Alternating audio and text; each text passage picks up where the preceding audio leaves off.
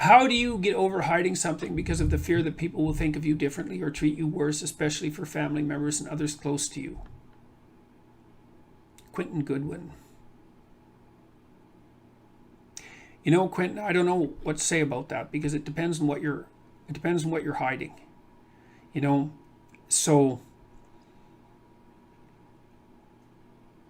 I'd like to answer that question, but it's not detailed enough. The devil, with questions like that, man, the devil is often really seriously in the details. And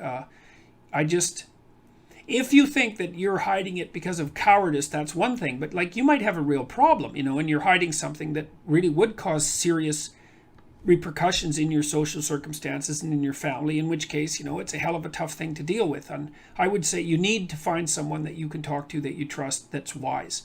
And maybe that'll be a professional. But, or I would say the same thing that I mentioned earlier to someone who had a similar question about strategy, is like, write down a strategy.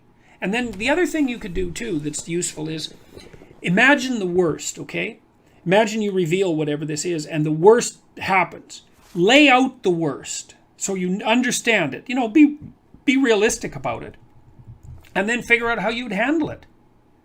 Like you could imagine, well, everyone now hates me so much I have to move to a new town. Well, maybe you could do that, And once you know that you could do that, then maybe you wouldn't be so afraid about it.